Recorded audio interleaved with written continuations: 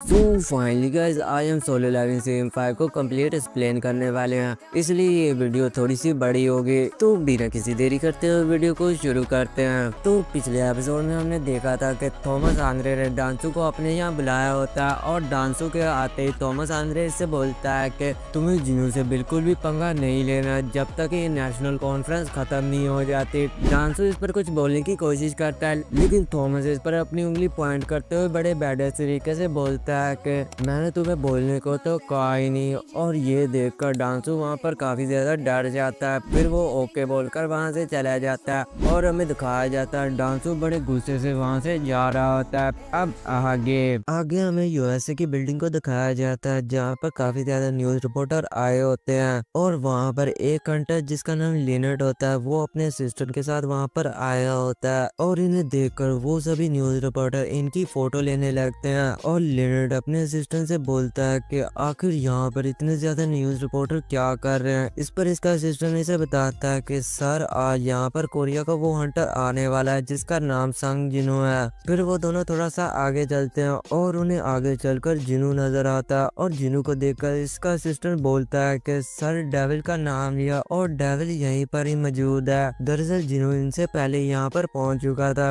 फिर लेट अपने असिस्टेंट से बोलता है कि मैं इससे बात करके आता हूँ, इससे बात करने में तो कोई मसला नहीं होगा बल्कि हमारा फायदा ही है। फिर वो जिनू से बात करने के लिए आगे बढ़ता है, लेकिन जब वो जिनू के करीब जाता है तभी उसे कोई चीज सेंस होती है जिनू से और वो वहीं पर ही रुक जाता है। इसे रुका हुआ देखकर इसका असिस्टेंट बोलता है कि सर आप उससे बात नहीं करेंगे क्या अब। इस पर लेनेट कहता है कि क्या तुमने वो नहीं देखा क्या, मुझे लगा कि वो अपने समनिंग क्रीचर को किसी दूसरे डिमेंशन से लेकर आता है, लेकिन वो सभी तो इसके पास ही हर वक्त रहते हैं। दरअसल वो जिनू के शैडो सोल्जर के बारे में बात कर रहा होता है। उसे लगता था कि जिनू अपने शैडो सोल्जर को किसी दूसरी जगह से लेकर आता है, लेकिन वो तो हर वक्त इसके साथ ही रहते हैं। फिर जिनू को वहाँ पर कोई चीज का एहसास होता है और जिनू को ऐसा देखकर जिनू इससे बोलता है कि सर आपको यहाँ पर कोई प्रॉब्लम है। इस पर जिनू कहता है नहीं, लेकिन यहाँ पर कुछ लोग मुझे स्टार स्टार बुला रहे हैं। ये सुनकर यूजिन इसे बताता है कि सर आपका नाम पूरी दुनिया में अब मशहूर हो गया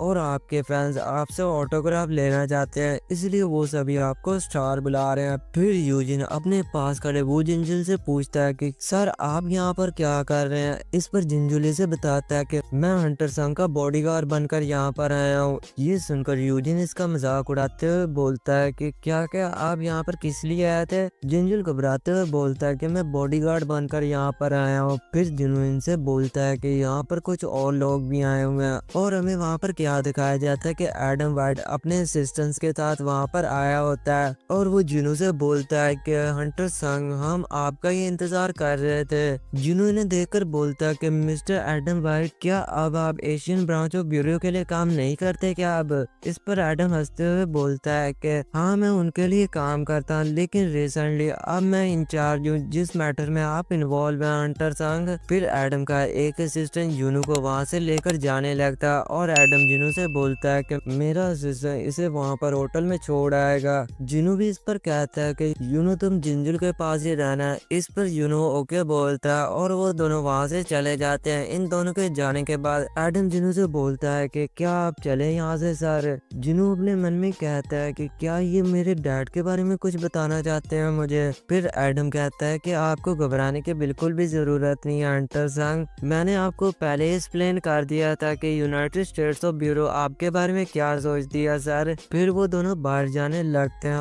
और बाहर जाते वक्त जिनू इससे पूछता है कि क्या कुछ सीरियस मैटर है सर। इस पर एडम बोलता है कि हाँ सर कुछ टॉपिक्स होते हैं जो टॉप सीक्रेट होते हैं। फिर हमें उन दोनों को एक कार में बैठे हुए दिखाया जाता है, जहाँ पर जिनू एडम से पूछता है कि हम लोग कहाँ पर जा रहे हैं सर। इस पर एडम इसे बताता है कि हम हंटर ब्यूरो हेडक्वार्टर की तरफ जा रहे हैं सर। ये सुनकर जिनू बोलता है कि हंटर ब्यूरो की तरफ वहाँ पर क्या है। फिर एडम इसे बताता है कि हम बहुत बड़ी प्रॉब्लम है सर, आपको तो पता ही है कि हंटर क्रिस्टोफर एक पिलर की तरह था यूनाइटेड स्टेट की ताकत के लिए, लेकिन अब वो मर चुका और हमें उसकी जगह पूरी करने के लिए एक और हंटर की जरूरत है और अभी तक हम खामोश हैं क्योंकि हमने उसकी मौत की खबर किसी को भी नहीं बताई है, लेकिन हम जल्दी इसके बारे में सभी को बता देंगे जब हमें उसकी जगह एक हंटर मिल गया जो हम उसकी जगह रिप्लेस कर सकेंगे। ये सुन सुनकर जिनू इससे पूछता है कि तो मैं आपकी कैंडिडेट में से एक हूँ मिस्टर वाइट।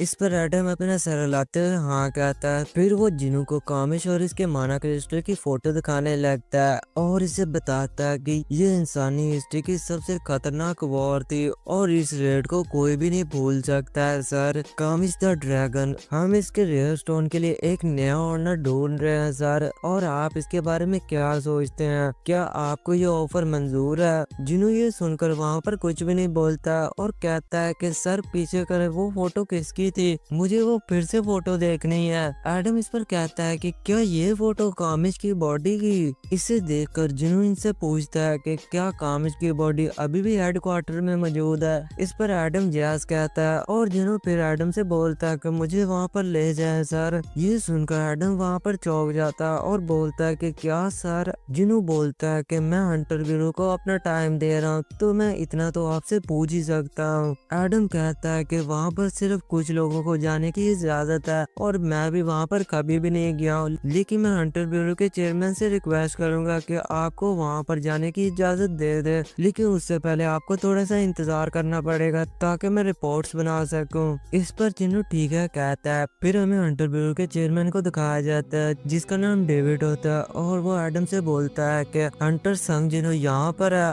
और उसने रेयर स्टोन के बारे में कुछ कहा था। एडम इस पर कहता है कि नहीं सर, उसने पूरे दिन रेयर स्टोन के बारे में कुछ भी नहीं कहा। ये सुनकर एडम अपने मन में कहता है कि आखिर उसे कामिश की बॉडी क्यों देखनी है। फिर डेविड एडम से बोलता है कि मैं डिप्टी डायरेक्टर से कुछ बात करके आता हूँ, तुम बाहर मेरा इंतजार करो। ये सुनकर एडम वहाँ पर ओके बोलकर वहाँ से चला जाता है। फिर डेविड डिप्टी डायरेक्टर से वहाँ पर पूछता है कि आखिर वो कामिश की बॉडी को क्यों देखना चाहता है। इस पर डिप्टी डायरेक्टर कहता है कि मुझे खास तो नहीं पता, लेकिन वो यहाँ पर घूमने फिरने के लिए तो नहीं है। रेयर स्टोन की वैल्यू बहुत ज्यादा होती है, टॉप हंटर कितने भी पैसे देने के लिए इसके लिए तैयार होते हैं क्योंकि रेयर स्टोन से स्किल्स मिलती हैं और स्किल से हंटर्स की पावर बढ़ती है और पावर से हंटर के जिंदा रहने के चांस बढ़ जाते हैं। लेकिन उसे सिर्फ कामिश की बॉडी देखनी है, इसका मतलब उसे उसमें कुछ खास ही नजर आ गया। ये सुनकर डेविड फिर ऐसे बोलता है कि इसकी मॉन्स्टर्स की एबिलिटी लिमिटेड तो नहीं होती ना जिसे वो मारता है। ये सुनकर डिप्टी डायरेक्टर वहाँ पर चौंक जाता है और वो अपने मन में कहता है कि क्या वो कामिश की बॉडी को समन तो नहीं करना चाहता, लेकिन उसे तो मरे हुए काफी देर हो गई है। फिर इन सभी के बाद हमें जिन को दिखाया जाता है जो वहाँ पर बाहर इंतजार कर रहा होता है और डिप्टी डायरेक्टर डेविड से बोलता है कि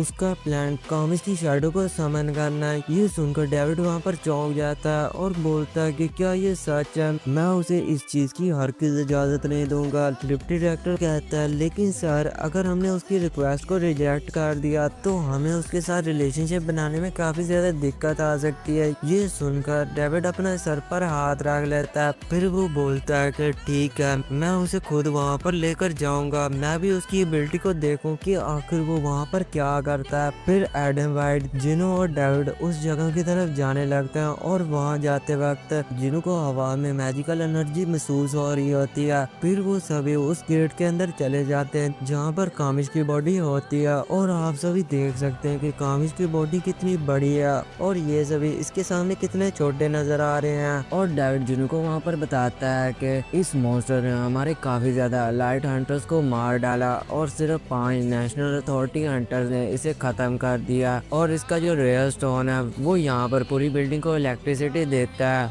अब आप इसे देखकर सेटिस्फाई हैं मिस्टर संग।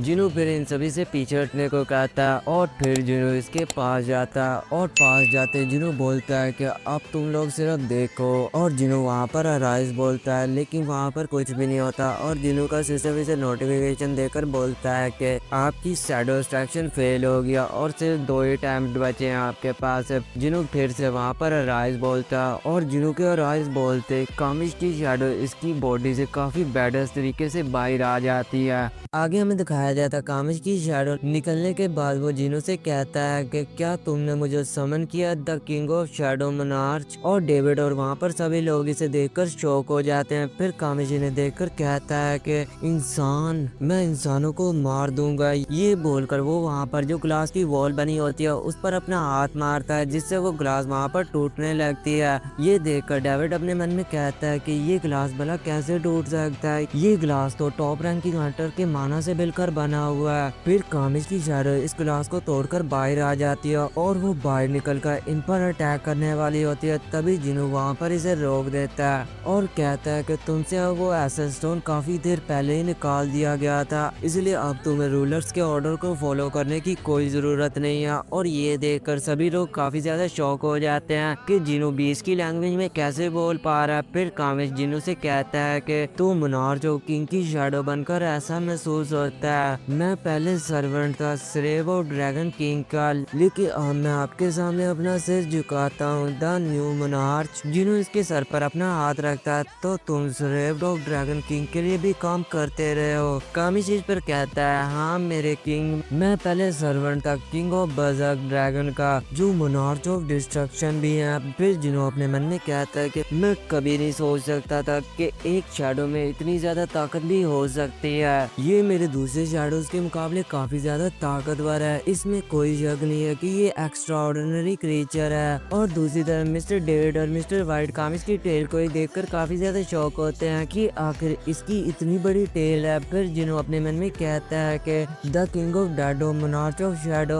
और the king of giant of the beginning इन्हीं 9 मोनार्च में से एक है जिनके बारे में मुझे सिस्टम ने बताया था। फिर कामिश की शैडो को वहाँ पर कुछ होने लगता है और वो जिन्हों से कहता है कि अनफॉर्चुनेटली अब मुझे यहाँ से जाना होगा मेरे किंग। जिन्हों कहता है कि क्या तुम क्या कह रहे हो। कामिश कहता है कि हमें मिलने में काफी देर होगी है मेरे किंग। ये सुनकर फिर जिन्हों वहाँ पर जोर जोर से सिस्टम चिल्लाने लगता है। फिर कामिश जिन्हों से कहता है कि मैं प्रेयर करता हूँ मेरे किंग कि आपके बाकी शैडो सोल्जर आपकी रक्षा करेंगे। 4 इंसान हैं जिन्हें रोलर्स की पावर मिली थी, प्लीज उनसे बचकर रहना मेरे किंग। ये मेरे लिए कितनी ऑनर की बात थी कि मैं आपसे मिल पाया मेरे न्यू किंग।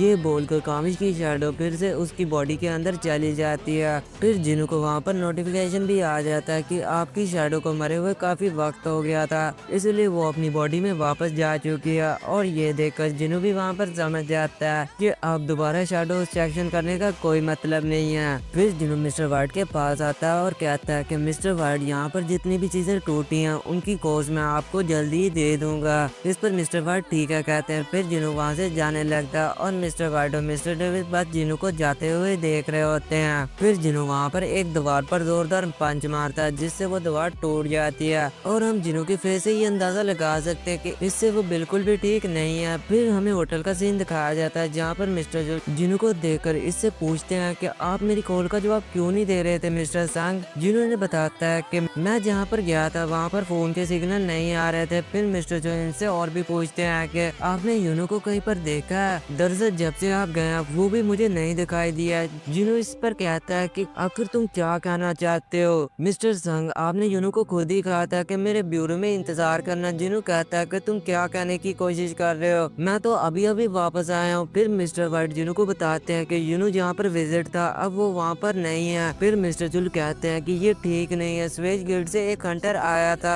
उसे यूनो को साथ ले गए हुए 2 घंटे से भी ज्यादा हो गया है। ये सुनकर मिस्टर वाइट कहते हैं कि स्वेज गिल्ड और फेडरल ब्यूरो ऑफ हंटर के क्लोज रिलेशन है, लेकिन वो हमारे मामले में कभी दखल नहीं देते हैं। एक मिनट में स्वेज गिल्ड की डायरेक्टरी को कॉल करके पूछता हूँ कि यूनो कहाँ पर है। ये सब देखकर जिन्हों अपने मन में कहता है कि आखिर मुझे बैड फीलिंग क्यों आ रही है। और मिस्टर वाइट के कॉल करने पर जो थॉमस आंद्रे की असिस्टेंट लॉरा होती है वो कॉल को उठाती है और लॉरा इनसे कहती है कि आप क्या कह रहे हैं, हमने आर्जिंग गिल्ड के वाइस गिल्ड मास्टर को पिक किया है। ये सुनकर वाइट अपने मन में कहता है कि प्लीज अब मुझसे ये ना कहना। लॉरा इससे पूछती है कि आखिर मिस्टर संग को इसके बारे में पता चल गया है। मिस्टर वाइट कहते हैं कि नहीं, अभी तक उन्हें कुछ पता नहीं चला। लॉरा कहती है कि ठीक है, अगर हमें उनके बारे में कुछ पता चलता है तो हम आपको इन्फॉर्म कर देंगे। ये सुनकर कॉल कट हो जाती है और मिस्टर चिल्लाते हुए जिन्हों से कहते हैं कि मिस्टर संग स्वेज गिल्ड कह रही है कि अगर हमें उसके बारे में कुछ पता चला तो हम आपको दोबारा कॉल करेंगे। लेकिन मिस्टर चुल देखते हैं कि जीरो तो वहाँ से पहले से ही जा चुका होता है और वो यूनो को आसपास की बिल्डिंग में ढूंढ रहा होता है और वो अपने मन में कहता है कि ये मेरी ही गलती है, मैं यूनो में अपनी शैडो सोल्जर डालना ही भूल गया, अगर वो होती तो मैं शैडो चेन के जरिए उसके पास पहुंच जाता। फिर जिनो वहाँ पर और भी सोचता है कि ये बिल्कुल वैसा ही है जैसे मैंने जिनो को बचाने में काफी ज्यादा देर कर दी थी। फिर जिनो वहाँ पर अपने शैडो सोल्जर्स को बुला लेता है और इन्हें यूनो को ढूंढने को कहता है। फिर हमें थॉमस आंद्रे को दिखाया जाता है और वो अपने सामने क्या देखता है कि जहाँ पर हांग डांसू को रखा गया था वहाँ पर वो थॉमस आंद्रे के गार्ड्स को मारकर वहाँ से भाग चुका होता है और ये देखकर थॉमस बोलता है कि तो उसने वो कर ही दिया।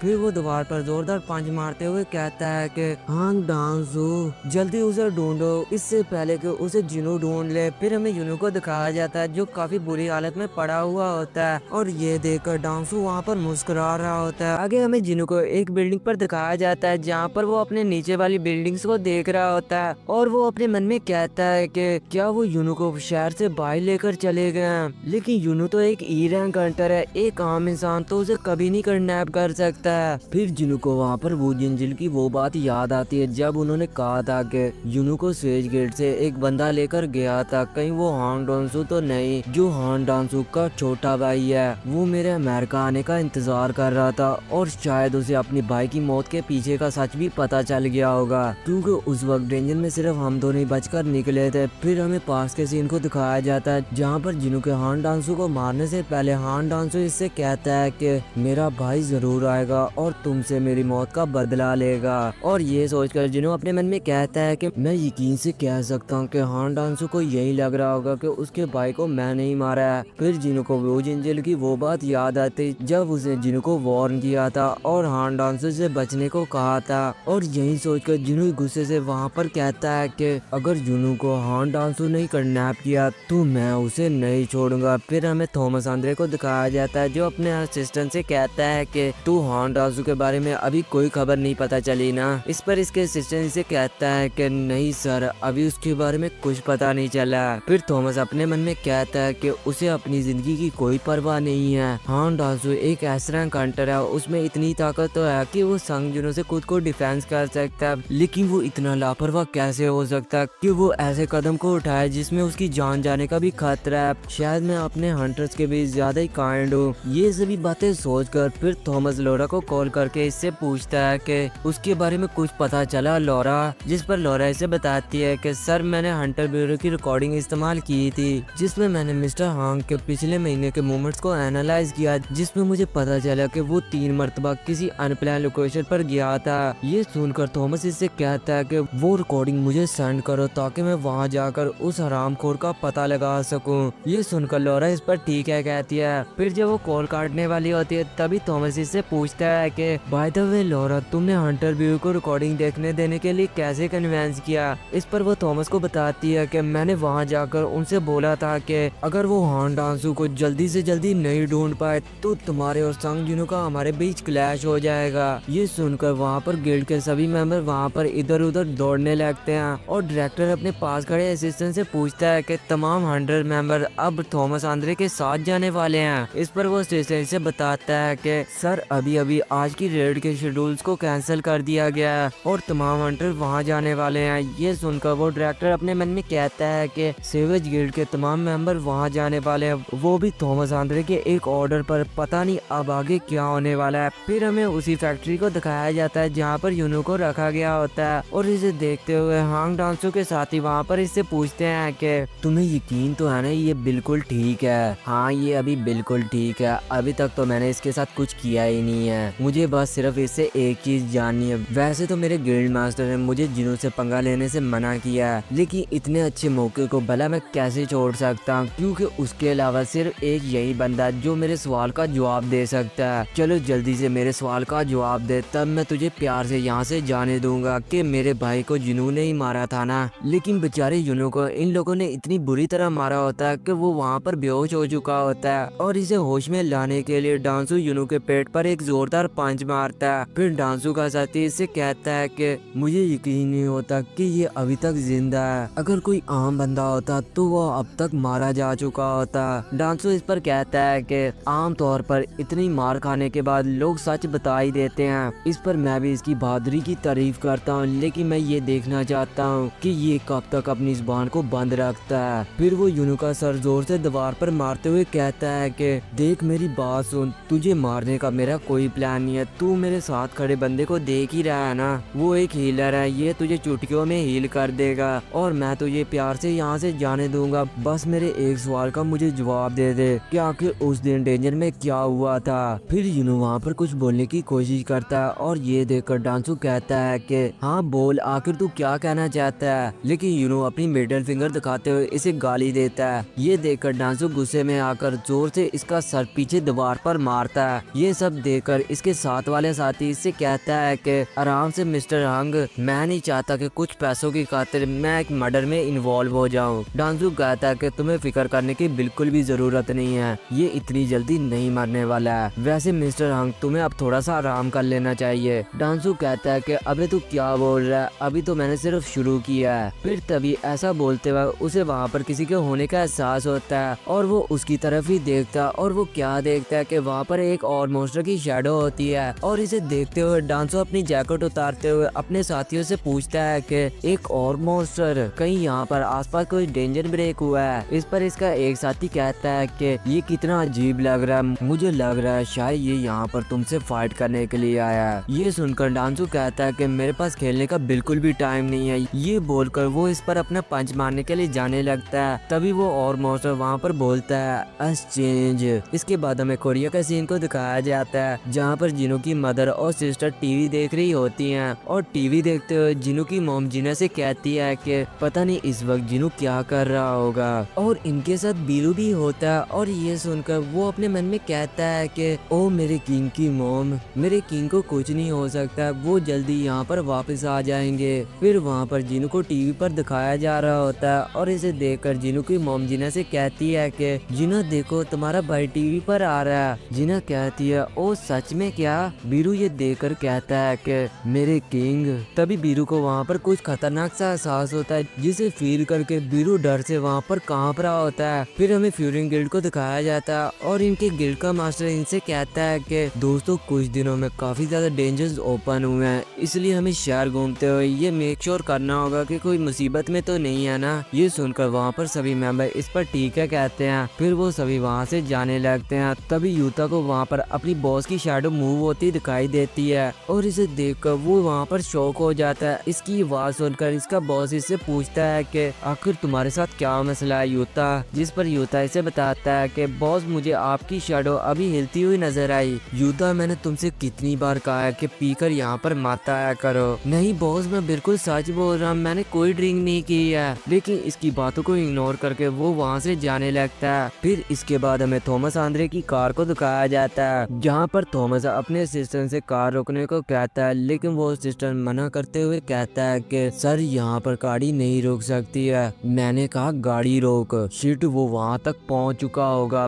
फिर थॉमस गाड़ी का दरवाजा तोड़ते हुए बाहर आ जाता है और वो वहाँ से जाते हुए अपने असिस्टेंट से कहता है कि मैं यहाँ से जा रहा हूँ, बस तुम लोग मुझे फॉलो करो। ये बोलकर थॉमस वहाँ से चला जाता और इसके असिस्टेंट बस इसे जाता हुआ देख रहे होते हैं। फिर वहाँ पर फैक्ट्री पे डांसू को एक पंच पड़ता और आप सभी को पता चल ही गया होगा कि ये पंच किसने मारा है। हाँ जिनू वहाँ पर आ चुका होता और इसे देखकर इसके साथी वहाँ पर काफी ज्यादा शॉक हो जाते हैं और यूनो तो जिनू को देखकर वहाँ पर हल्का सा मुस्कुराता है और डांसू को तो जिनू के पंच से वहाँ पर इसके मुंह से खून आने लगता है और वो दूर जाकर गिरता है। और फिर हमें वहाँ पर दिखाया जाता है जिनू को जो काफी ज्यादा बैडस लग रहा होता है। फिर जिनू वहाँ पर यूनो को होली वाटर ऑफ लाइफ पिलाता है, लेकिन पोशन पिलाते वक्त जिनू को नोटिफिकेशन आता है कि आपके यूजर पर हीलिंग पोशन नहीं काम कर सकता है क्योंकि इसकी HP 10% से नीचे है। ये देखकर जिनू वहाँ पर जो डांसू के साथी होते हैं इनसे पूछता है कि यहाँ पर तुम में से कोई हीलर है तो यूनो को हील करो। लेकिन वो बंदा जो हीलर होता है वो जिनू से कहता है कि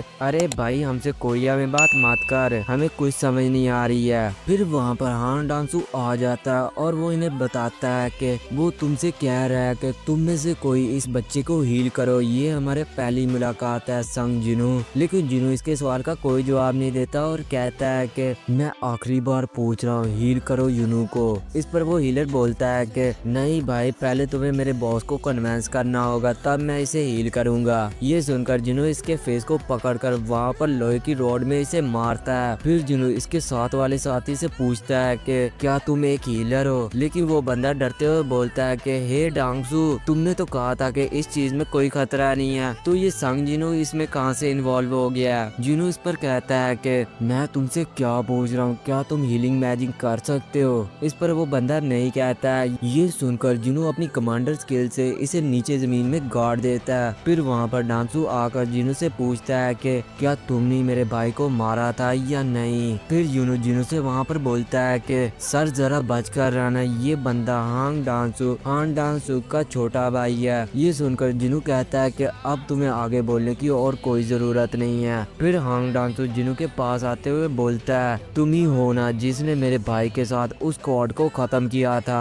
फिर वो दोनों एक दूसरे के आमने सामने आ जाते हैं और जिनू इससे बोलता है कि तुम ऊपर जाकर खुद उससे क्यों नहीं पूछ लेते हो। और ये बात सुनकर डांसू काफी गुस्से से जिनू पर अटैक करने के लिए जाता है, लेकिन जिनू इसके अटैक से बचते हुए इसके पेट पर एक जोरदार पंच मारता है जिससे इसके मुंह से खून आने लगता है और ये दीवार तोड़कर बाहर जाकर गिरता है। फिर जिनू इसके मुंह को पकड़कर जमीन पर मारता है और बार बार इसे जमीन पर मारता ही रहता है। फिर वहाँ पर थॉमस आंद्रे आ जाता है और कहता है कि बस करो मिस्टर संग, अब रुक जाओ, मैंने इस चीज से इसे रोका था लेकिन इसने मेरी बात को इग्नोर कर दिया। फिर वो इससे पूछता है कि अभी हांग डांसू जिंदा है ना। जिनू इस पर कहता है हाँ अभी तक तो जिंदा है। थॉमस कहता है कि हम बाद में इसके बारे में बात करेंगे, अभी तुम इसे जाने दो और ऐसा समझो कि यहाँ पर कुछ भी नहीं हुआ था। जिनू इस पर कहता है कि अगर मैं ऐसा ना करूँ तो। ये सुनकर थॉमस कहता है कि तो फिर जानते ही हो ना कि मैं तुम्हारे साथ क्या कर सकता हूँ। जिनू ये सुनकर थॉमस को दूर पकड़ते हुए कहता है कि तुम मुझे दिखाओ कि तुम आखिर क्या कर सकते हो। डांसू इन्हें देखकर अपने मन में कहता है कि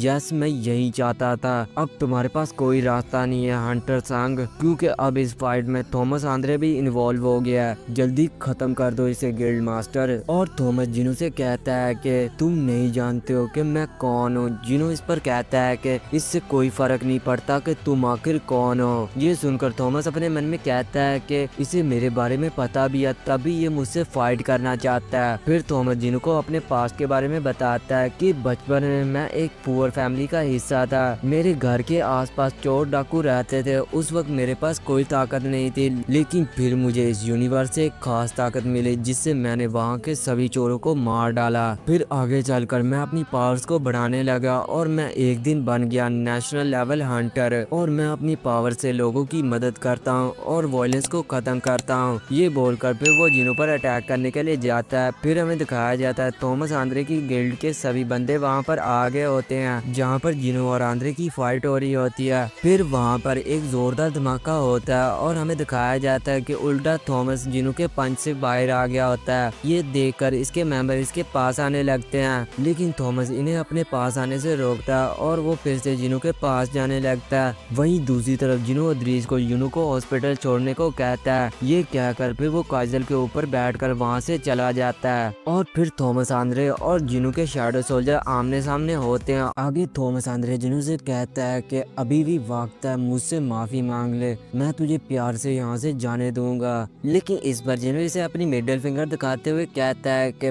बाढ़ में जा। ये देखकर थॉमस गुस्से से वहाँ पर कहता है कि तेरी इतनी हिम्मत, अब तू नहीं बचने वाला, मैंने तुझे एक मौका दिया था। और ये कहते थॉमस आंद्रे वहाँ पर अपनी पावर्स को बढ़ाने लगता है। वहीं दूसरी तरफ थॉमस आंद्रे की गिल्ड के बंदे और जिनू के शैडो सोल्जर आमने सामने होते हैं और फिर जिनू अपने शैडो सोल्जर से इन पर अटैक करने के लिए कहता है। वहीं दूसरी तरफ थॉमस आंद्रे भी अपने बंदों से इनसे सावधान रहने को कहता है। फिर इन दोनों के बीच काफी खतरनाक तरीके से फाइट होने लगती है और जिनू के शैडो सोल्जर इन्हें काफी बुरी तरह से मारने लगते हैं। फिर वहाँ पर थॉमस आंद्रे जिनू के शैडो सोल्जर्स को काफी तेजी से मारते हुए जिनू के पास जाने लगता है। वो जब जिनू के पास जा ही रहा होता है कि तभी इसके सामने टास्क आ जाता है और वो अपनी शील्ड से इसे रोकने की कोशिश करता है, लेकिन वो उड़ते हुए इसे चीरते हुए कहता है कि तेरे अंदर इतनी हिम्मत नहीं है कि तुम मुझे रोक सकते। ये कहते थॉमस आंद्रे उस फैक्ट्री के अंदर आ जाता है और वो फैक्ट्री के अंदर क्या देखता है कि जिनू के शैडो सोल्जर इसके बंदों को काफी बुरी तरह मार रहे होते हैं और जिनू भी इनकी मदद कर रहा होता है। फिर थॉमस आंद्रे जिनू को देखते जिनू के पास काफी तेजी से जाने लगता है। वो जिनू के पास जा ही रहा होता है कि तभी इसके सामने आयरन आ जाता है और आयरन इसे रोकने की कोशिश करता है, लेकिन वो अपने एक ही पंच से इसे वहाँ पर खत्म कर देता है। फिर थॉमस आंद्रे वहाँ पर जिनू को देखता है, लेकिन वो क्या देखता है कि जिनू वहाँ पर नहीं होता है और उसे वहाँ पर ना देखकर थॉमस आंद्रे अपने मन में कहता है कि आखिर वो कहाँ गया। लेकिन तभी जिनू पीछे से आकर इस पर अपने स्क्वाड से अटैक करता है, लेकिन इसके इस अटैक से थॉमस आंद्रे को वहाँ पर कुछ भी नहीं होता है और ये देखकर जिनू वहाँ पर काफी ज्यादा शॉक होता है। फिर थॉमस आंद्रे काफी तेजी से जिनू पर अपने पंच मारता है जिससे जिनू दूर जाकर गिरता है। ये देखकर थॉमस आंद्रे कहता है कि आखिर तुम्हें क्या लगा कि तुम मुझे इतनी जल्दी हरा दोगे। फिर थॉमस आंद्रे अपनी पावर से इसे अपने पास लाने लगता है और इसे अपने पास लाते हुए थॉमस आंद्रे इससे कहता है कि तुमने देखा ना, तुम्हारी पावर और मेरी पावर में जमीन आसमान का फर्क है। ये सुनते ही जिनू वहाँ पर अपनी कमांडर स्किल का यूज करके इसे जमीन के अंदर दबाने लगता है। ये देखकर थॉमस आंद्रे अपने मन में कहता है कि आखिर ये इतना सब कुछ कैसे कर पा रहा है। फिर जिनू काफी तेजी से आकर इसके मुंह पर एक जोरदार पंच मारता है, जिससे थॉमस आंद्रे वहाँ पर दूर जाकर गिरता है। जिनू इस पर फिर से अपना अटैक करने के लिए जाता है और वो इसे कहता है कि तुमने अभी क्या कहा था, तुम्हारी और मेरी पावर में जमीन आसमान का फर्क है। ये कहते फिर जिनू वहाँ पर काफी तेजी से इस पर अपने अटैक करने लगता है। ये देखकर थॉमस आंद्रे कहता है कि ठीक है, मैंने तुम्हारी पावर को बहुत कम समझ लिया था। ये कहते फिर थॉमस बोलता है रीइंफोर्समेंट। फिर सीन चेंज होता है और हमें कुछ कार्स को दिखाया जाता है, जिनमें एक कार में मिस्टर वाइट और इसका असिस्टेंट होता है और इसका असिस्टेंट इससे पूछता है कि सर आखिर यहाँ पर क्या चल रहा है, मुझे कुछ भी समझ नहीं आ रही है। मिस्टर वाइट इससे कहता है कि तुम्हें अभी इतना दिमाग लगाने की कोई जरूरत नहीं है, बस मैंने जहाँ कहा है वहाँ तुम मुझे ले चलो।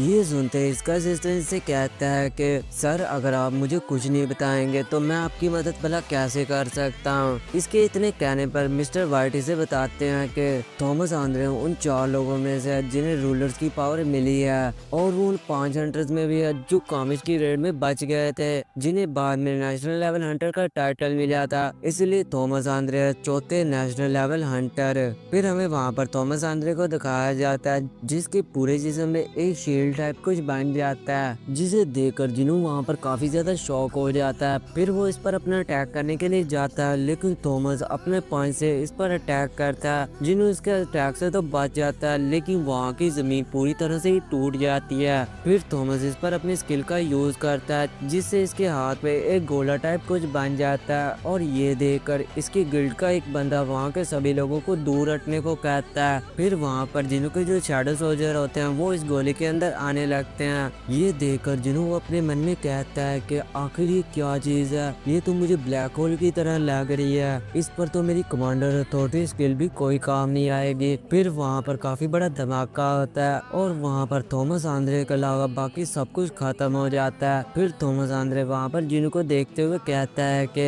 अगली बारी तुम्हारी है मिस्टर संग। फिर हमें जिनू को ऊपर बैठे हुए दिखाया जाता है और फिर हमें वहाँ पर थॉमस आंद्रे के बंदों को भी दिखाया जाता है, जो इसके इस अटैक से वो भी वहाँ पर काफी ज्यादा जख्मी हो चुके थे। फिर एक हंटर वहाँ पर थॉमस आंद्रे को देखता है और वो वहाँ पर क्या देखता है कि थॉमस आंद्रे उड़कर जिनू पर अटैक करने के लिए जाता है, लेकिन जिनू इसके मुंह पर अपना पैर रखकर हवा में उड़ जाता है। ये देखकर थॉमस आंद्रे अपने स्किल से इसे अपने करीब लाने लगता है, वहीं दूसरी तरफ जिनू भी अपनी स्किल से इसे अपने पास लाने लगता है। फिर वो दोनों एक दूसरे के काफी तेज पंच मारते हैं। जब इन दोनों के पंचेज आपस में क्लैश करते हैं तब हमें वहाँ पर क्या दिखाया जाता है कि जिनू के पंच से थॉमस आंद्रे के जो हाथ पर शील्ड होती है वो पूरी तरह से टूट जाती है। फिर थॉमस आंद्रे वहाँ पर काफी तेजी से नीचे गिरता है और वो वहाँ पर काफी ज्यादा जख्मी भी हो जाता है। फिर जिनू नीचे आकर थॉमस आंद्रे पर अटैक करने के लिए जाता है और जब वो इसके करीब जाता है तब थॉमस आंद्रे अपने पंच से इस पर अटैक करता है, लेकिन जिनू इसके अटैक से बचते हुए इसके मुंह पर अपने पैर से अटैक करता है, जिसके इसका मुंह पूरी तरह से टूट जाता है। और फिर हमें वहाँ पर दिखाया जाता है कि मिस्टर वाइट और इसका असिस्टेंट वहाँ पर आ चुके होते हैं और वहाँ की हालत देखकर इनका असिस्टेंट इससे कहता है कि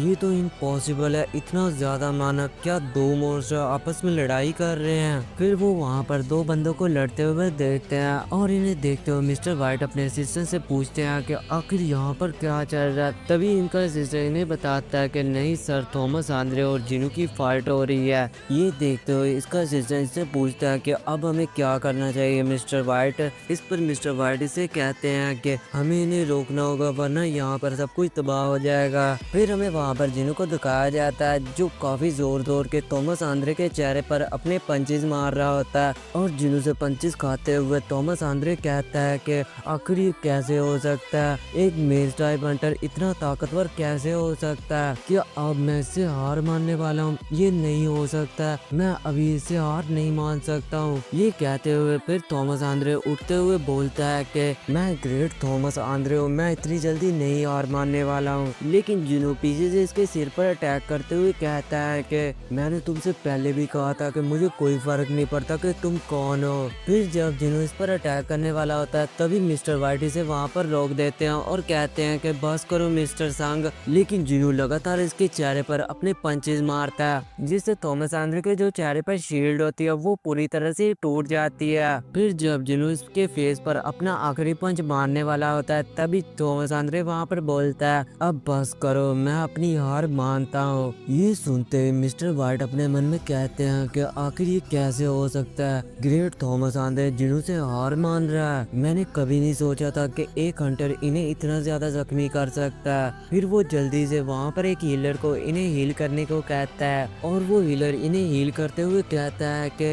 इनकी पूरी हड्डियाँ टूट चुकी हैं और इनके दिमाग पर भी काफी ज्यादा असर हुआ है। ये एक नेशनल लेवल हंटर है इसलिए इतने अटैक को होल्ड कर पाए, वरना अगर इनके अलावा कोई दूसरा हंटर होता तो वो 10 बार मर चुका होता। फिर मिस्टर वाइट वहाँ पर अपने सर पर हाथ रखते हुए कहते हैं कि शुक्र है इसके अलावा कुछ बुरा नहीं हुआ यहाँ पर। मिस्टर वाइट ये सोच ही रहे होते कि तभी वहाँ पर इनका सिस्टर इससे कहता है कि मिस्टर वाइट इधर तो आए, यहाँ पर क्या हुआ है। फिर हमें वहाँ पर क्या दिखाया जाता है कि डांसो वहाँ पर सांस नहीं ले रहा होता और वो वहाँ पर मर चुका होता है। फिर इन सभी के बाद हमें कोरिया का सीन दिखाया जाता है जहाँ पर जिन्हों शैडो स्किल की मदद से वहाँ पर आ चुका होता है और इसकी जगह बीरो अमेरिका में यूनो को हील कर रहा होता है और जिनू के पास वहाँ पर अपना एक न्यू शैडो सोल्जर आता है और वो शैडो सोल्जर जिनू के पास आकर कहता है कि मेरे किंग मेरा नाम रखे। जिनू इससे कहता है कि तुम्हारा नाम ग्रेडी कैसा रहेगा, वैसे भी तुम मरते वक्त काफी ग्रेडी थे, ये नाम तुम्हें कैसा लगा हांग डांसो। ये सुनकर हमें पता चलता है कि ये शैडो सोल्जर किसी और की नहीं बल्कि हांग डांसो किया और हांग डांसो इस पर जिनू का शुक्रिया अदा करता है। फिर जिनू वहाँ पर इसे अपने सर नीचे रखने की सजा देता है। फिर हमें इंटरनेशनल गिल्ड कॉन्फ्रेंस को दिखाया जाता है जहाँ पर जिनू वापस अपने शैडो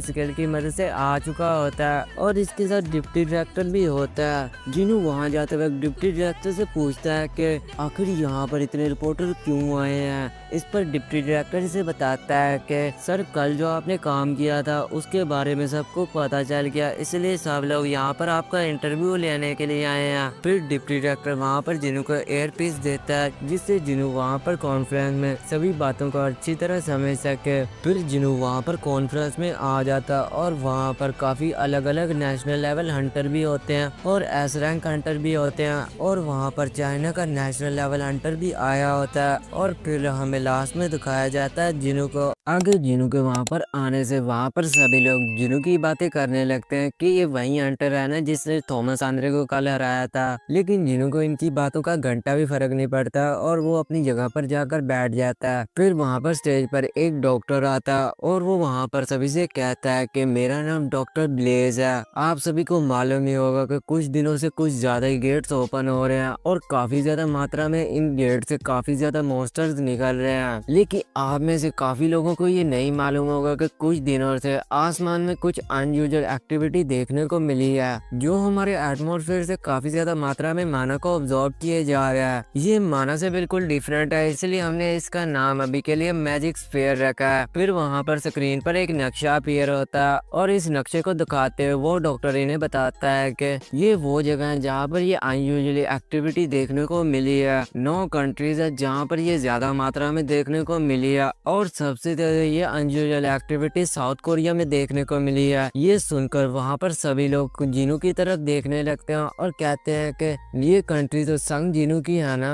लेकिन डॉक्टर इनसे वहाँ पर कहता है कि तुम सबको जिनू की तरफ देखने की कोई जरूरत नहीं है। अगर संग जिनू को इस अनयूजुअल एक्टिविटी को कंट्रोल करने के बारे में पता होता तो वो कब का इसे कंट्रोल कर चुका होता, क्योंकि आप सभी को पता ही है कि संग जिनू अपनी कंट्री का सबसे पावरफुल हंटर है। ये सब देखकर जिनू अपने मन में कहता है कि ये तो बिल्कुल मुझे उस मोनार्च की तरह ही लग रहा है। फिर वो डॉक्टर वहाँ पर इनसे कहता है कि अभी के लिए इन सभी से हमें डरने की बिल्कुल भी जरूरत नहीं है, लेकिन हमें इस बात का बिल्कुल भी अंदाजा नहीं है कि ये कब चीजें हमारे लिए खतरनाक हो सकती हैं, इसलिए आपको सावधान रहने की जरूरत है। फिर वहाँ पर मिस्टर डेविड स्टेज पर आते हैं और वो डॉक्टर से पूछते हैं कि आपकी प्रेजेंटेशन हो गई है सर, तो मैं इनसे कुछ बात कर सकता हूँ। डॉक्टर इस पर ठीक है कहकर वहाँ से चले जाते हैं हैं। फिर मिस्टर डेविड वहाँ पर इनसे एक अनाउंसमेंट करते हैं कि आप सभी के लिए एक बुरी खबर है। 2 हफ्ते पहले क्रिस्टोफर रेड को कुछ एसोसिएशन के ग्रुप ने काफी बुरी तरह मार डाला था। ये सुनकर वहाँ पर सभी लोग आपस में बातें करने लगते हैं कि ये कैसे हो सकता है। क्रिस्टोफर रेड तो एक नेशनल लेवल हंटर था, अगर उसे कोई मार सकता है तो वो उससे भी ज्यादा ताकतवर होगा।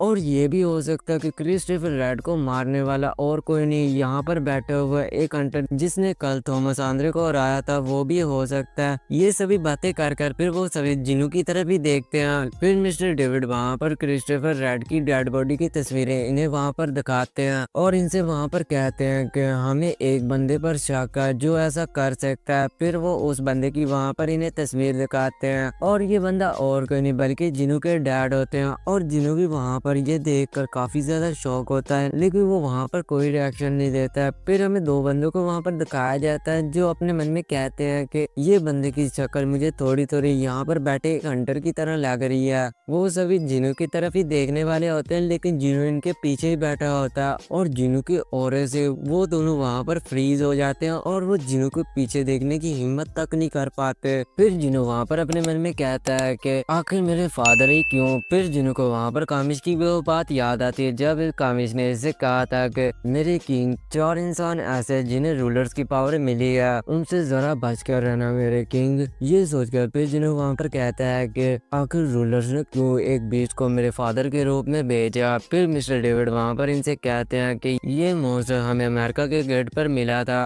पहले तो ये बंदा हमें एक मॉन्स्टर लगा, लेकिन ये इंसानों की भाषा बोल रहा था और ये कोरिया में बोल रहा था, इसलिए हमें इससे इन्वेस्टिगेशन करवाने के लिए इसमें हान डांसू को इन्वॉल्व किया ताकि वो इससे बात कर सके। लेकिन वो मॉन्स्टर हान डांसू को मारकर वहाँ से भाग गया। आप लोग इस बात से अंदाजा लगा सकते हैं कि ये आदमी कितना ज्यादा खतरनाक है कि ये हान डांसू जैसे बंदे को हराकर वहाँ से भाग गया। और एसोसिएशन को लगता है कि इस बंदे के साथ काफी ज्यादा और बंदे भी उस गेट से निकले होंगे और इनके ग्रुप ने मिलकर क्रिस्टोफर रेड को मारा होगा। जिन्हों वहाँ पर अपने डैड की फोटो देखकर वहाँ पर जिनको कुछ एहसास होता है कि मेरे डैड कुछ वहाँ पर करने की कोशिश कर रहे हैं और जिन्हों वहाँ पर जब ध्यान से देखता है तो जिन्हों को वहाँ पर पता चलता है कि इसके डैड हान डांसर से कह रहे हैं कि कोरिया से दूर रहना और मेरे बेटे के आसपास भी ना आना। अगर तुमने फिर से मेरे बेटे के बारे में ऐसे बात की तो तुम मरने के बाद भी चैन नहीं पा सकोगे। ये सोचकर फिर जिन्हों अपने मन में कहता है कि इसका क्या मतलब है कि तुम मरने के बाद भी चैन नहीं पा सकोगे। फिर वहाँ पर ग्रेड आता है और वो जिन्हों से कहता है कि आप बिल्कुल सही सोच रहे हैं मेरे किंग। जिन्हों वहाँ पर अपने मन में कहता है कि ये मेरे डैड ही हैं। फिर मिस्टर डेविड वहाँ पर इनसे कहते हैं कि हमारा ये प्लान था कि यहाँ पर आप सभी को इसके बारे में बता सकें और आप सभी लोग इस बंदे को ढूंढने में हमारी मदद कर सकें। और ये अनाउंसमेंट यहीं पर खत्म होती है। आप सभी में से अगर किसी को कोई क्वेश्चन है तो मुझसे पूछ सकता है। ये कहकर फिर वहाँ पर कुछ लोग इससे सवाल करने लगते हैं और मिस्टर डेविड वहाँ पर इनके जवाब देकर वहाँ से जाने ही वाले होते हैं। तभी वहाँ पर जो चाइना का लूजिंग कांग नेशनल लेवल हंटर होता है वो इससे डायरेक्टली पूछ लेता है कि आखिर इस बंदे का हंटर संग जिनों से क्या रिलेशन है। ये सुनकर मिस्टर डेविड वहाँ पर थोड़े से खामोश हो जाते हैं और फिर वो इसे बताते हैं कि मिस्टर लूजिंग कांग, हमारी ये इन्वेस्टिगेशन से हमें पता चला है कि इस बंदे की शक्ल मिस्टर संग जिनों के खोए हुए डैड की तरह ही लग रही है। ये सुनकर लूजिंग कांग वहाँ पर इससे और भी पूछता है कि अगर ये मिस्टर संग के खोए हुए डैड हैं और ये सब को ये कर रहे हैं तो हमें इसके साथ क्या करना होगा।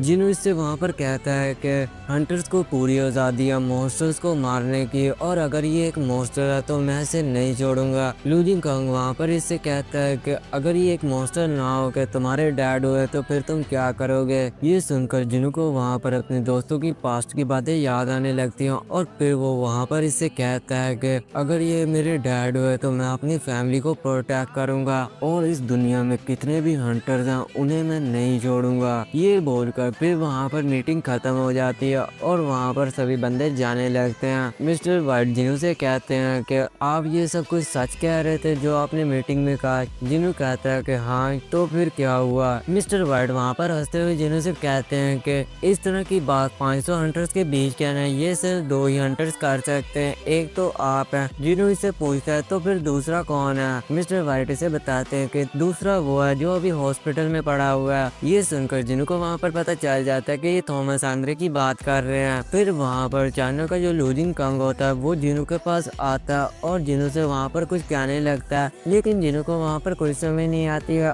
और साथ में मिस्टर वाइट जिनू से कहते हैं कि अगर आप मिस्टर संग चाहें तो मैं आपके लिए इसकी ट्रांसलेशन कर सकता हूँ। जिनू इनसे पूछते हैं कि आपको चाइनीज आती है मिस्टर वाइट। मिस्टर वाइट इससे कहते हैं कि मैं एशियन रीजन का इंचार्ज हूँ, इसलिए मुझे एशियन रीजन के तमाम कंट्रीज की लैंग्वेज आती है। ये कहकर मिस्टर वाइट लूजिंग कंग की बातों को जिनू को समझाने लगते हैं कि ये क्या कह रहे हैं। लूजिंग कंग वहाँ पर जिनू से कह रहा होता है कि उन जायंट मॉन्स्टर से लड़ने में मुझे काफी दिक्कत है और मैं यकीन नहीं कर पा रहा कि तुमने इतने मॉन्स्टर्स को कैसे खत्म कर दिया, और मैं तब से तुमसे मिलना चाहता था मिस्टर संग, और मुझे खुशी है कि तुमने थॉमस आंद्रे को उसे अपनी औकात दिखा दे। फिर वो जिनू से हाथ मिलाने के लिए अपना हाथ आगे करता है। जिनू अपने मन में कहता है कि मुझे तो लगा कि ये काफी खड़ूस इंसान है, लेकिन अब मुझे इस पर काफी इंटरेस्ट आ रहा है। फिर वो जिनू से हाथ मिला लेता है और हाथ मिलाकर लूजिंग कंग वहाँ से कुछ कहकर जाने लगता है। मिस्टर वाइट को लूजिंग कंग की बातें समझ में आ जाती हैं और ये समझकर वो वहाँ पर काफी ज्यादा शौक हो जाता है और वो जिनू को इसकी बातें समझाने लगता है कि लूजिंग कंग कह रहा है कि उम्मीद है कि वो रिस्पेक्ट तुम्हारा फादर ना हो मिस्टर संग। आगे मिस्टर एडन वाइट जिनू के पास आते हैं और वो जिनू से कहते हैं कि मिस्टर संग आपके पास कुछ टाइम है मेरे लिए। फिर वो जिनू को अपने घर ले जाता है जहाँ पर मिसेस सेलर भी होती है और जिनू मिसेस सेलर से पूछता है कि आपने मुझे यहाँ पर क्यों बुलाया मिसेस सेलर। इस पर मिसेस सेलर जिनू को बताती है कि मुझे कुछ दिनों से कुछ अजीब से सपने आ रहे हैं जिनमें हंटर्स को मारा जा रहा होता है और कुछ दिनों से ये सपने सच हुए जा रहे हैं। इस पर जिनू इससे पूछता है कि तो आपने क्रिस्टोफर का भी सपना देखा होगा। इस पर डेविड जिनू को बताता है कि इस पर हमने क्रिस्टोफर को वार्न भी किया था, लेकिन उसने हमारी बात नहीं मानी और आप इसका नतीजा देख ही सकते हैं कि उसके साथ अब क्या हुआ है। जिनू फिर मिसेस सेलर से कहता है कि तो आप मुझे यहाँ पर वार्न करने के लिए आई हैं। मिसेस सेलर इस पर ना करती हैं और वो जिनू से कहती हैं कि मैं बस ये चाहती हूँ मिस्टर संग कि आप दूसरे हंटर्स को प्रोटेक्ट करें। ये सुनकर जिनू वहाँ पर थोड़ा सा चौंक जाता है और फिर मिसेस सेलर जिनू को और भी बताती है मुझे वो दिन अभी तक याद है जब मैंने पहली बार तुम्हारी आंखों में देखा था और मुझे सिर्फ उसमें डार्कनेस ही डार्कनेस नजर आई और वो डार्कनेस मुझे सिर्फ यही कह रही थी कि बाहर जाओ और वॉर के बस इंतजार करो। जिनू मिसेस सेलर से और भी पूछता है कि इसके लिए आप बाकी हंटर्स को क्यों नहीं कह देती, मैं ही क्यों। इस पर डेविड जिनू को बताता है कि सच बताऊं तो मैंने भी पहले यही सोचा था कि मिस्टर संग ही क्यों, लेकिन कल थॉमस आंद्रे के साथ आपकी फाइट देखकर मुझे भी यकीन हो गया कि आप बाकी हंटर्स को प्रोटेक्ट कर सकते हैं और आपके लिए मैं कामिश का वो स्टोन भी आपको देने के लिए तैयार हुई। जिनू पहले तो इस बात पर मना करता है लेकिन बाद में वो मान जाता है और जिनू जाते हुए मिस्टर वाइट से कहता है कि मुझे तमाम हंटर्स की लिस्ट चाहिए जिन्हें प्रोटेक्ट करना है। फिर हमें इंटरनेशनल गिल्ड कॉन्फ्रेंस की पार्टी को दिखाया जाता है जहाँ पर जिनू भी आया होता है और इसके साथ यूनू भी होता है और जिनू और यूनू को देखकर वहाँ पर कुछ हंटर्स आपस में बातें करने लगते हैं कि ये वही हंटर है ना जिसे कल थॉमस आंद्रे को हराया था। फिर वहाँ पर एक बंदा जिनू के पास आता है और वो जिनू से कहता है कि मैं माना क्रिस्टल्स का कलेक्ट करता हूँ जो हमें मॉन्स्टर से मिलते हैं और इस पर आप क्या कहते हैं मिस्टर संग। जिनू उस पर इससे बताता है कि हमारे गिल्ड के वाइस मास्टर यूजिन इन चीजों को संभालते हैं। फिर वो बंदा यूजिन से मिलता है और जिनू को इसके साथ इतनी फ्रेंडली बात करते हुए जिनू भी वहाँ पर काफी ज्यादा खुश होता है। फिर मिस्टर एडम वाइट जिनू के पास आते हैं और वो जिनू को सभी हंटर्स की वहाँ पर लिस्ट से दिखाते हैं। जिनू वहाँ के हंटर्स की लिस्ट देखकर अपने मन में कहता है कि मैं इतने हंटर्स की नाम भला कैसे याद कर सकता हूँ। फिर वो वहाँ पर कुछ सोचकर वहाँ पर सभी हंटर्स की शैडो में अपनी शैडो सोल्जर्स छुपा देता है ताकि इन पर अगर कोई मुश्किल वक्त आए तो जिनू वहाँ पर आकर इनकी मदद कर सके। फिर जिनू को वहाँ पर किसी की आवाज सुनाई देती है और जिनू उसकी तरफ ही देखता है और वो क्या देखता है कि वहाँ पर थॉमस आंद्रे आ चुका होता है और वो आते जिनू से बोलता है कि मेरा ये हाथ अभी तक भी नहीं सही हुआ क्योंकि इसमें डैमेज कुछ ज्यादा ही हो गया था और मेरे डॉक्टर ने भी मुझसे यही कहा है कि ये आहिस्ता आहिस्ता करके ठीक हो जाएगा। फिर वो जिनू से पूछता है कि आखिर तुमने मेरे साथियों और मेरी जान क्यों नहीं ली और तुमने सिर्फ हान डांसों की जान ली जो इन सभी घटनाओं के पीछे था। जिनू इसे बताता है कि क्योंकि तुम लोगों ने ऐसा क्राइम नहीं किया था जिस पर तुम्हारी जान ली जाए। थॉमस आंद्रे कहता है ओ अच्छा। फिर वो जिनू से कहता है कि मुझे पता है कि हान डांसो बहुत कमीना शख्स था लेकिन मैं चाहता हूँ कि उसका फ्यूनरल अच्छी तरह हो। ये कहकर वो वहाँ से जाने लगता है और कहता है कि हम एक बार फिर से मिलेंगे संग जिनू। ये कहकर वो वहाँ से चला चला जाता है और फिर इसकी सिस्टर लॉरा जिनू के पास आती है और वो जिनू से कहती है कि मिस्टर सांग, मेरे सर तुम्हें एक गिफ्ट देना चाहते हैं, इसलिए मुझे बताओ कि तुम्हें क्या चाहिए। जिनू इस पर कहता है कि मुझे कुछ नहीं चाहिए, आपका शुक्रिया। लेकिन लॉरा वहाँ पर जिनू को इंसिस्ट करती है और कहती है कि आपने मेरे सर की जान नहीं ली है, इसलिए आपको एक गिफ्ट तो लेना चाहिए। जिनू फिर कुछ सोचने के बाद वहाँ पर बोलता है कि मुझे एक अच्छा सा डैगर चाहिए। लॉरा ये सुनकर वो वहाँ से चली जाती है और जिनू बस इसे जाता हुआ देख रहा होता है। फिर सीन चेंज होता है और हमें कोरिया का सीन दिखाया जाता है जहाँ पर मिस्टर गो अपने ऑफिस में बैठे हुए होते हैं और अचानक इनके हार्ट में पेन होने लगती है। फिर वो अपने मन में कहते हैं कि मेरे डॉक्टर ने मुझसे कहा था कि इस काम से रिटायरमेंट ले लो, अगर तुमने इससे रिटायरमेंट ना ली तो तुम 6 महीनों में मारे जाओगे। ये सोचकर मिस्टर गो वहाँ पर थोड़ा सा हंसने लगते हैं। फिर वहाँ की सभी चीजें बदलने लगती हैं और इन बदली हुई चीजों का एहसास मिस्टर गो को भी हो जाता है और वो अपने आसपास देखते हैं तो वो क्या देखते हैं कि इसके सामने फॉस मुनार बैठा हुआ होता है। फॉस मुनार को देखते हुए मिस्टर गो अपने मन में कहते हैं कि ये कहाँ से आ गया और आखिर इसकी प्रेजेंस मुझे कैसे नहीं फील हुई। फिर फॉस मुनार वहाँ पर चेयरमैन गो से कहता है कि इस जगह को मैंने कम्प्लीटली आउटसाइड वर्ल्ड से दूर कर दिया है। ये सुनकर मिस्टर गो अपने मन में कहते हैं कि शायद ये एक सपना है। मिस्टर गो ये सोच ही रहे होते हैं तभी फॉस मुनार वहाँ पर इनके कंधे पर अटैक कर देता है जिससे इनका कंधा वहाँ पर फ्रीज हो जाता है। और ये देखते हुए फॉस मुनार इससे कहता है कि आखिर तुम्हें दर्द का एहसास हुआ और तुम्हें पता चला कि ये एक सपना नहीं है। आप इसकी पावर्स के बारे में आप देख ही सकते हैं कि इसने चेयरमैन गो की मन की बात पढ़ ली। फिर चेयरमैन गो ये देखते हुए अपने मन में कहते हैं कि ठीक है, ये एक सपना नहीं है, तो मुझे बताओ कि तुम आखिर कौन हो। फॉस मुनार इस पर कहता है कि मुझे तो उम्मीद था कि तुम मुझे देखते हुए पहचान जाओगे, लेकिन तुम तो एक ह्यूमन हो। फिर वो चिल्लाते हुए कहता है कि मुझे इस कमजोर शरीर पर कोई इंटरेस्ट नहीं है, इसलिए तुम मेरे सामने हो फ्रैगमेंट ऑफ बिलियन लाइट। ये तुम्हारा टूटा हुआ वैसल तुम्हारे कोई काम का नहीं है और ये तो जल्दी मरने वाला है, इसलिए मुझे जल्दी अपनी ताकत दिखाओ। ये कहते हुए फॉस मुनार वहाँ पर चेयरमैन गो पर अटैक करता है,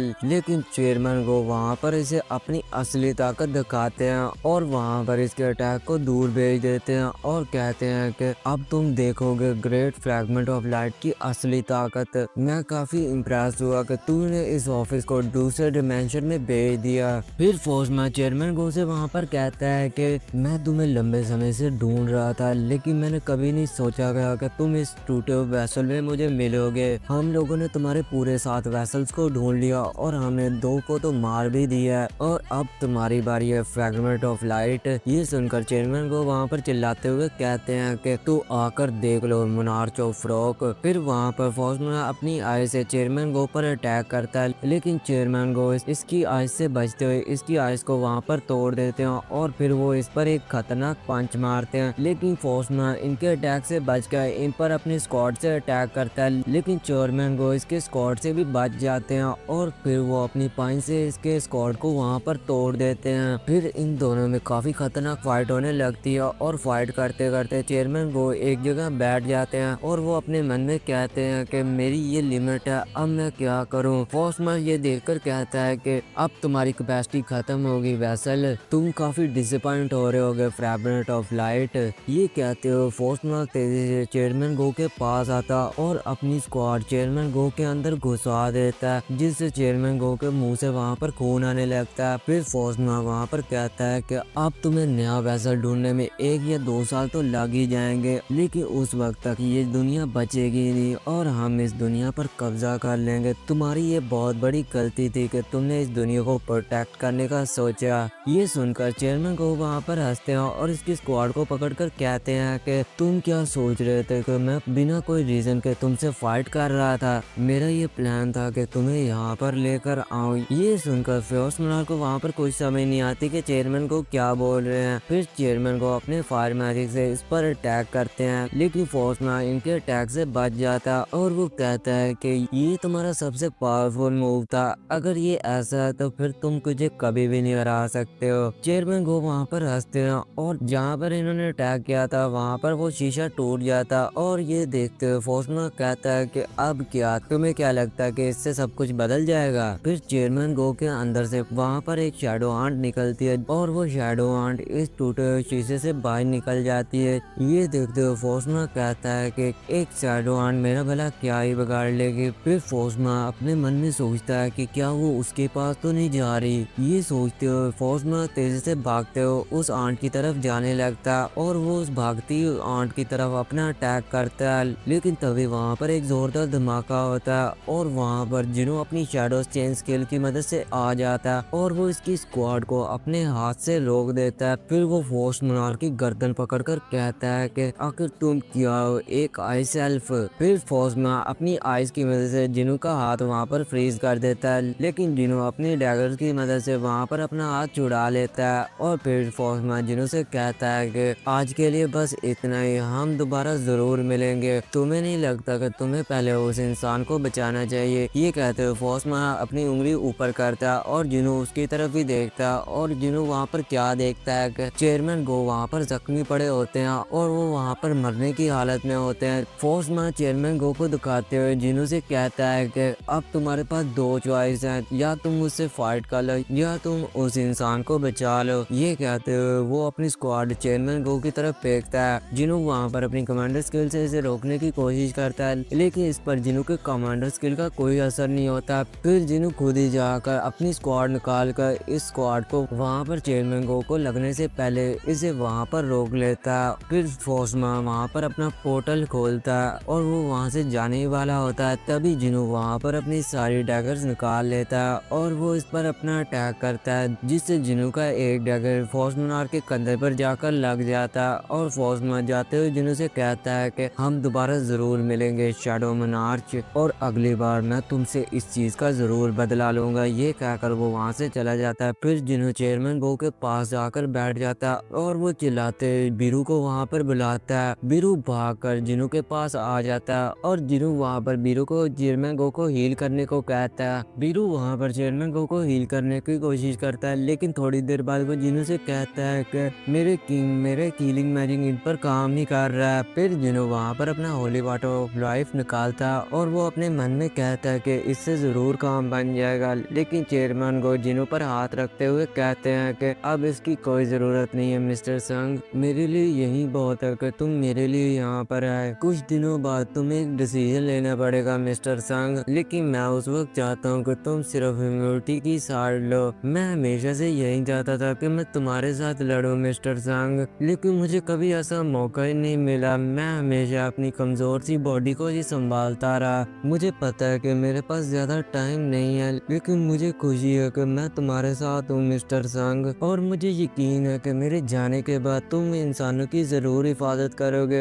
ये कहते हुए मिस्टर गो वहाँ पर मर जाते हैं और जिनो और बीरू बस इसे देख ही रहे होते हैं और वहाँ पर बिल्डिंग की सभी शीशे भी टूट जाते हैं। फिर वहाँ पर कोरिया पे बारिश होने लगती है और वहाँ पर सभी न्यूज में भी चेयरमैन गो की मौत की खबर आ जाती है। फिर हमें चेयरमैन गो के फ्यूनरल को दिखाया जाता है, जहाँ पर चेयरमैन गो की बॉडी को दफनाया जा रहा होता है और वहाँ पर जिनो मिस्टर चुल से पूछता है कि आप ठीक तो हैं। इस पर मिस्टर चुल कहते हैं कि मुझे माफ कर देना कि मैं आखिरी वक्त में वहाँ पर नहीं था। मुझे तो अभी तक यकीन नहीं हो रहा कि वो मेरे साथ नहीं है। अब वो मुझसे कल ही तो कह रहे थे कि हमने ट्रिप पर जाना है। ये बोलते हुए मिस्टर चुल वहाँ पर रोने लगते हैं और वो जिनो से कहते हैं कि लेकिन मुझे खुशी है मिस्टर संग कि तुम आखिरी वक्त में उनके साथ थे। जिनो वहाँ पर कहता है कि नहीं मिस्टर चुल, मैं उन लोगों को नहीं छोड़ूंगा जिन्होंने मिस्टर गो की जान लिया। और ये कहते हुए जिनो वहाँ पर रोने लगता है। फिर हमें कुछ दिनों के बाद का सीन दिखाया गया था, जहाँ पर जिनो न्यूज कॉन्फ्रेंस कर रहा था और वहाँ पर जिनो सभी न्यूज रिपोर्टर्स को बताता है कि कुछ बीस का ग्रुप स्ट्रॉन्ग हंटर्स को मार रहा है और इन्हें मारकर वो अपने गोल्स को अचीव करना चाहते हैं। ये सुनकर एक रिपोर्टर इससे पूछता है कि आखिर वो ऐसा क्यों कर रहे हैं और ये बीस्ट ग्रुप आखिर किस तरह का है। जिनो वहाँ पर इनसे कहता है कि ये बीस्ट का ग्रुप उन लोगों को टारगेट कर रहा है जो स्ट्रॉन्ग हंटर्स हैं, और मैं चाहता हूँ कि आप सभी अपनी हिफाजत करें और कुछ ऐसे कोलीग्स के साथ रहें जो आपको प्रोटेक्ट कर सकें, और अगर आपके पास ऐसे कोलीग्स नहीं है तो आप एसोसिएशन से हमसे राब्ता कर सकते हैं। और यहीं पर ये सीजन खत्म हो जाता है। तो गाइस अगर आपने सोलो लेवलिंग का पिछला सीजन देखना है तो मेरे फेस पर जो वीडियो आ रही है उस पर क्लिक करें। मैं आपसे वहीं पर ही मिलूंगा। Good bye.